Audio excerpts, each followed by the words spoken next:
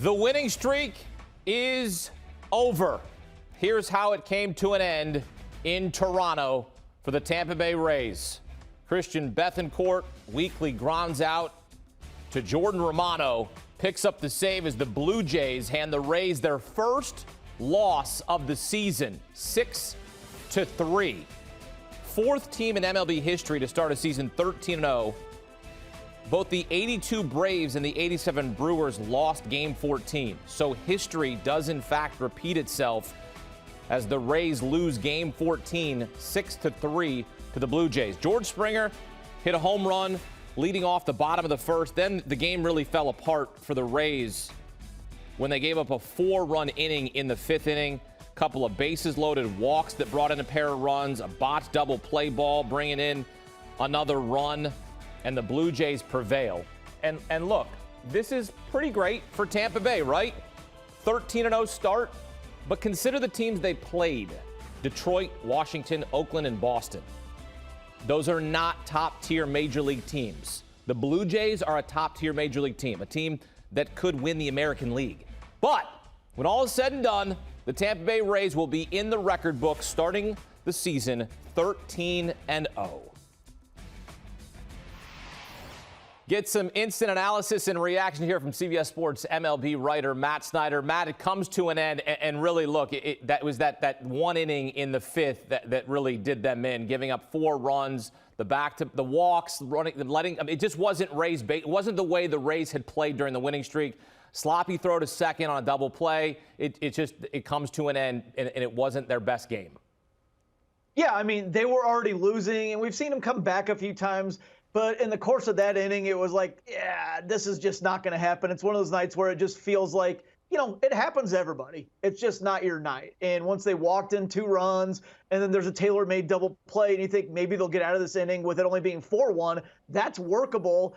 Wander Franco's feed, Brandon Lau, it looked like he just took his eyes off the ball, and it goes in right field. Now all of a sudden it's 6-1. Man, that's a tall mountain to climb, a 5-run deficit with only a few innings left to score.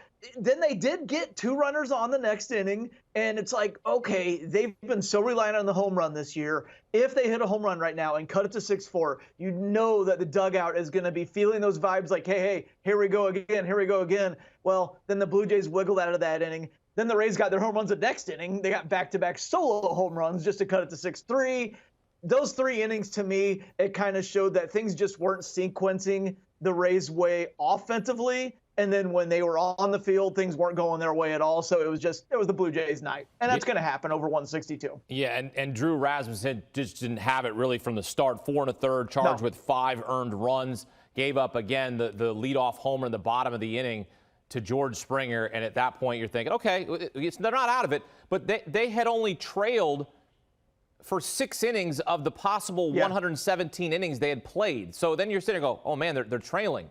But the thing was, in that first inning, he was lucky to get out of that thing, only giving up 1 run. The Blue Jays left the bases loaded. Actually, I believe there was a double play to end the inning in the first. So It was like, I actually kind of thought, you know what, maybe this will be the Rays' night again, because he should have given up 3 or 4 runs that inning and but no, then when everything blew up in the 5th inning there, it just felt like it was swinging the other way. And again, that's going to happen over 162. Look, I don't want to take any credit away from what the Rays did, because winning a baseball game is very difficult. And winning a baseball game at the Major League level is something you and I have never done and will never do. Whether that's, maybe you could go to a front office, Matt, but I don't have a future career in a front office. So I don't think I'm going to win a Major League Baseball game at any point in my career. To win 13 in a row is pretty impressive. But this is professional sports, and there's a lot of criticism here. They beat teams like Detroit, Washington, Oakland, and Boston. There really wasn't a whole lot of resistance. Boston was really who they had resistance from, and then now they faced a Toronto team. So maybe it was sort of like is it the smoke and mirrors? Like, was this really legit? Yeah, it's interesting. I think that the context goes both ways. On one hand, I would say as you said, it's really, really hard to win Major League Baseball games. And we know that baseball is more about series than it is individual games. You just go out and win the next series. Just go out and win series. That's how they talk. So 2 out of 3 is good. So if you looked at their first 13 games, even if you said that's a really weak schedule, really good teams should go 9-4 or 10-3. Even the best of the best might think maybe 11-2. Well, they went 13-0. So that's an incredible job. You could also say the Red Sox, they were leading when we first came on here. I don't know if the score's flipped since then, but if the Red Sox hold on tonight, the Red Sox are 6-4 when they don't play the Rays. So we could point that out and say the Rays just beat them in 4 games.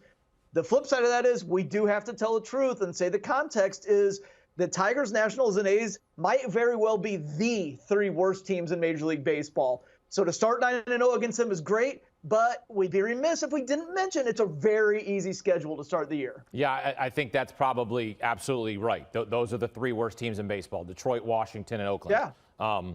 And Kansas City you could throw in there if you want and have an argument about Probably them as well. ahead of them, but barely ahead of them. Right. So, yeah. Look, you're not beating the top-tier talent, but still, as we said, this is impressive. Not taking anything away from Kevin Cash and the balanced baseball from the starters, the bullpen, this lineup that continued to produce Wander Franco, Yandy Diaz, Randy Arozarena, Brandon Lau. You had McClanahan coming back looking like the Cy Young of last year. This team is really impressive. What will you take away from this 13-game winning streak to start the season? The cushion. They gave themselves a cushion. And I just mentioned just win the series. The Yankees now, I believe they lost to the Twins tonight, so they're going to lose this series. But before that, the Yankees hadn't lost a series. They've just been taking 2 of 3. The Rays still built a 4-game cushion over them. That might matter. Blue Jays, again, coming into tonight, were 4 games behind them. If you thought coming into the year, I think all 3 of these teams are going to be close, building a 4-game cushion in 2 weeks, that already gives you a leg up on those teams to win the AL East. And that's a big deal because then you can avoid the wild card round in all likelihood. So that could matter once we get to late September. The other thing is confidence. It's a big thing. Confidence to the point of cockiness is one of the things I like to say, and I'm sure that we've discussed before. You have to feel like I'm so much better than the other guy when you step in that batter's box. And I think a lot of the Rays will still feel like that, being 13-1 moving to the next day. And home runs, their ability to hit the home run, their ability to limit the home runs. After today, hitting 2 more and not giving any up, they've hit 34 home runs. They've only given up 6. That's a ridiculous spread, and you're going to win a lot of baseball games doing that. The sequencing just didn't work for them tonight. When they had guys on base, they didn't hit home runs. Their 2 home runs were solo shots. It didn't work out tonight. But more often than not, it's going to work out. I think they're going to continue to be one of the better teams in baseball.